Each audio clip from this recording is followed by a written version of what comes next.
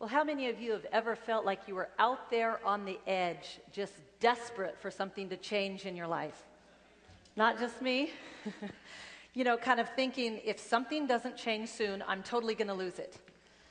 I have been out there on the edge many times in my life, desperate for God to change something. Shortly after I married, I was desperate for God to change my husband because I married an introvert. And I was an extrovert, and he did not express himself in the same way I felt that I did and that I felt he should. And I said, God, change him. He's not able to meet all of my needs. Make him the kind of man that you know that I need. And God's response was, I'm not going to change him. I want to change you. I want you to depend on me. I want you to know what it's like to see me as your spiritual husband and know that I can meet all your emotional needs. And a few years after we were married, I had my first child, and I was desperate to have a second child because nobody decides to have just one, right? Because then they'll be socially maladjusted or they'll be spoiled and they won't be, really living a real life. And so I couldn't get pregnant with a second child, and I said, God, change this. This wasn't the plan for our life. We wanted more than one. And God says, I'm not going to change this, Cindy. I want to change you. And you're not going to birth another child. But I want you to birth a ministry to women so you know how to encourage them when their dreams fall through. And then right after my husband took a church in San Diego County, we came on staff there as a pastor, and the church started going through some transition. People started to leave, and my heart was breaking. And I said, God, this isn't supposed to happen in your church. God, change this. And God's answer again, tender and true, not going to change this. I want to change you. I want to change your husband. I want to change this church so they know what it means to trust me in the storm. And then last summer when my daughter graduated from high school, and my husband's entire family came down to Southern California from Northern California to celebrate. Several people from my family, on my side of the family, came in as well. And we all went to her graduation ceremony. And then the next day, as we were literally heading out the door to go to Disneyland, my 80-year-old mother-in-law fell down our flight of stairs and lay unconscious there in our entryway. And instead of spending the day in Disneyland, we spent the next 3 days in the trauma ward of the ICU, waiting to hear of the results of bruising on her brain and a shattered collarbone. And the doctor ended up saying she's not ready to travel back home. She's going to need to stay in the area for a couple weeks. She needs to go into some physical therapy and get round-the-clock nursing care. And once she's able to make that trip, then she can go back home. I had 17 people staying in my 3-bedroom, 2.5-bath condo.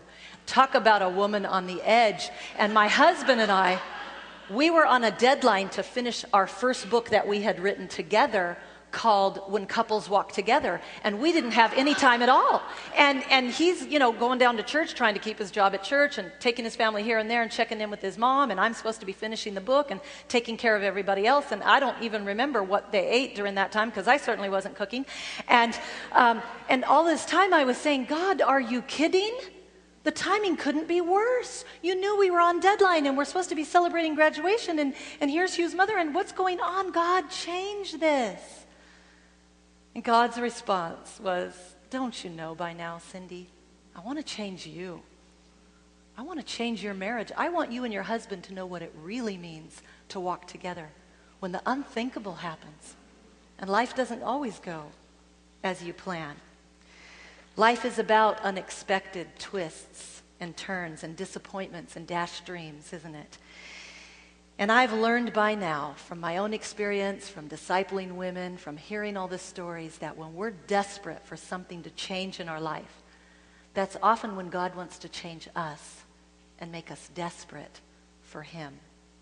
I want to talk in this session about what happens when God's desires for you are not the same as your desires for you.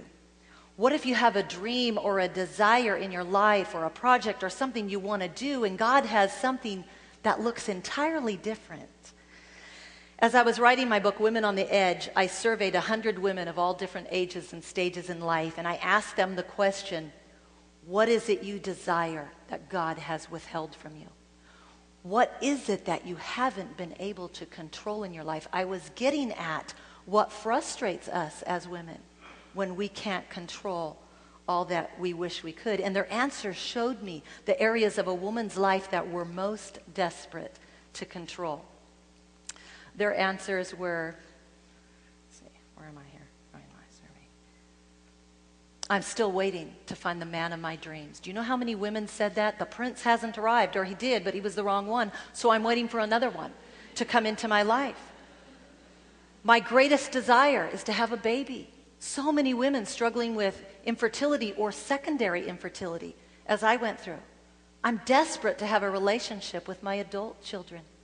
A lot of women have made mistakes through their life, or just things didn't happen the way they wanted. Now they see strained relationships with their children as they're older. I often feel if my father would just love me, my life would be complete. Something we can't control. That love and acceptance we wanted from our families. I'm waiting for acceptance and approval from my family. I want to experience the joy of being equally yoked with a godly husband. My greatest desire is to have family unity and peace in my home. For God to open the doors of ministry and reveal to me what I was called to do. So many of us struggling, grappling with our purpose. I've always wanted to, and women filled in the blank, play the piano, publish a book, have a singing career, start my own business. Some women wanted the unattainable. I want to be financially secure enough to write a tithe check without a backward glance or wondering if there will be enough money to pay the rest of my bills. Does that ever happen? I think there's a reason why we trust when we give, right? Here's another one, and this came up quite a bit in the survey. I've always wanted the perfect Christian family, as if that exists. I long to have the ideal husband and the perfect marriage.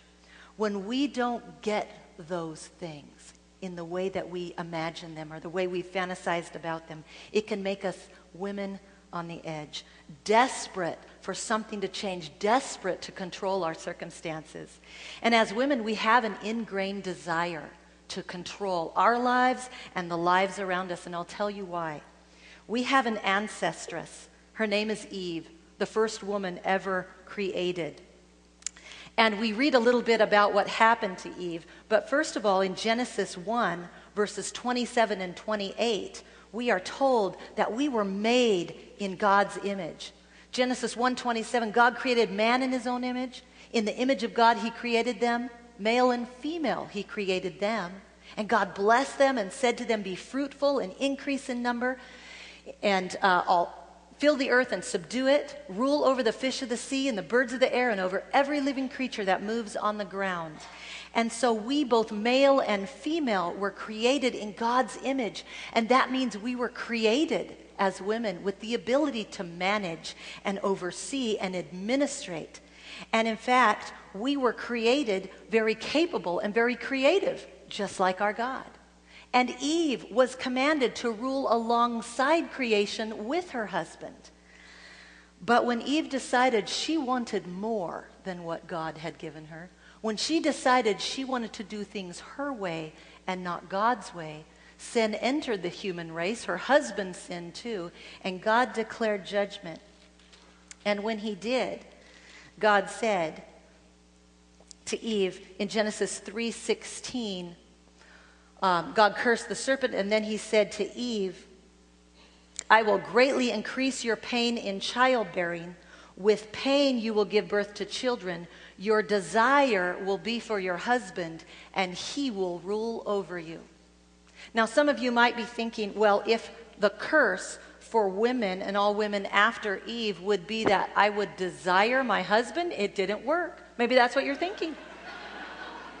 Or some of you might be thinking, and you need to go to the Husband Project seminar, by the way, afterwards, if that's your situation, because Kathy will fix that right away. And others of you might be thinking, well, how is that a curse? I mean, Adam sinned too, and his punishment is his wife is going to desire him? I mean, come on, God, that's not really fair. But what God said is your desire will be for him, and he will rule over you. And God was not talking about a sexual desire or even an emotional longing that Eve would have for her husband. God was referring to, when he said desire, he was referring to an unhealthy desire that could bring about destructive results. We know that because the Hebrew word for desire in that verse is the same Hebrew word that is used in Genesis 4:7 when God is pronouncing a curse on Cain. Well, when God confronts Cain about killing his brother Abel. And God says, Cain's sin is crouching at your door and its desire is for you, but you must master it. He was saying, sin is going to have that desire to control you, but you'd better master it. So when God told Eve that she would desire her husband, what he was saying is she would covet his control. She would seek his position of authority. Your desire will be for his position, but he will rule over you. And that desire to control, that blinding obsession to get out from under male authority, is something that women have been dealing with ever since, whether they're married or not. I want to control this.